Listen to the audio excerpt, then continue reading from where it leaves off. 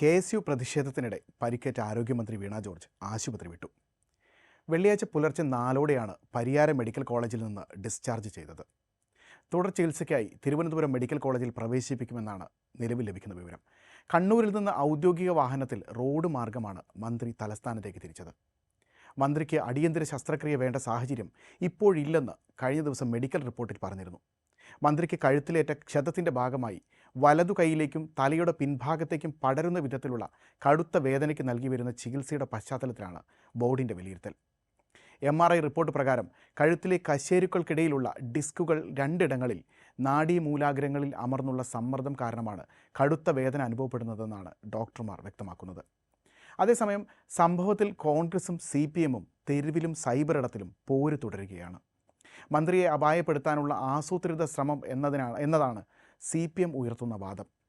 മന്ത്രിക്ക് എതിരെ ഉണ്ടായ ആക്രമണം ഗുണ്ടായിസമാണെന്നും ആസൂത്രിത ഗൂഢാലോചനയുണ്ടെന്നും CPM സംസ്ഥാന സെക്രട്ടറി MV ഗോവിന്ദൻ അടക്കമുള്ളവർ ആരോപിക്കുകയും ചെയ്തിട്ടുണ്ട്.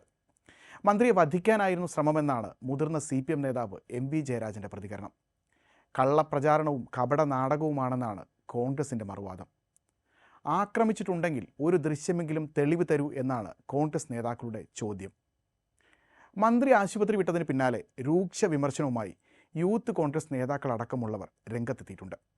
മെഡിക്കൽ കോളേജിലെ ഔദ്യോഗിക ഡിസ്ചാർജ് സമയമായ രാവിലെ 10 മണി എന്നതുൾപ്പെടെ യാതൊരു പ്രോട്ടോക്കോളും പാലിക്കാതെ കഴുത്തിന് ഗുരുതര പരിക്കേറ്റിട്ടും കാറിൽ 10 മണിക്കൂർ യാത്ര ചെയ്യാൻ അനുവദിച്ച് മന്ത്രിയുടെ ആരോഗ്യം വെച്ച് കളിക്കുന്ന പരിയാരം മെഡിക്കൽ കോളേജ് അധികൃതർക്കെതിരെ അന്വേഷണം വേണമെന്ന് യൂത്ത് കോൺഗ്രസ് നേതാവ് അബിൻ വർക്കി ഫേസ്ബുക്കിൽ കുറിച്ചു.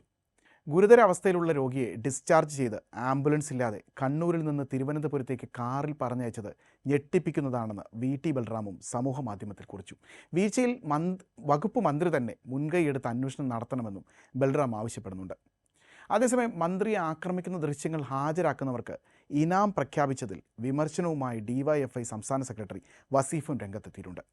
പ്രതിപക്ഷ നേതാവിൻ്റെ കാൽ തല്ലി ഒടിക്കുന്നവർക്ക് DYFI ഇനാം പ്രഖ്യാപിച്ചാൽ എങ്ങനെയിരിക്കുമെന്നായിരുന്നു വസീഫിൻ്റെ മറുചോദ്യം. ആരോഗ്യമന്ത്രിയെ ആക്രമിച്ച കേസിൽ KSU ജില്ലാ പ്രസിഡന്റ് MC അതുലടക്കം 5 പ്രവർത്തകരാണ് റിമാൻഡിലായത്. മന്ത്രിയുടെ വാഹനത്തിന് മുന്നിലെ ഫ്ലാഗ് പോസ്റ്റ് നശിപ്പിച്ചതുൾപ്പെടെ കുറ്റങ്ങൾ ചുമത്തി യൂത്ത് ലീഗ് ജില്ലാ പ്രസിഡന്റ് KK ഷിനോജ് അടക്കം 6 പേരെയും ഇതിനകം റിമാൻഡ് ചെയ്തിട്ടുണ്ട്.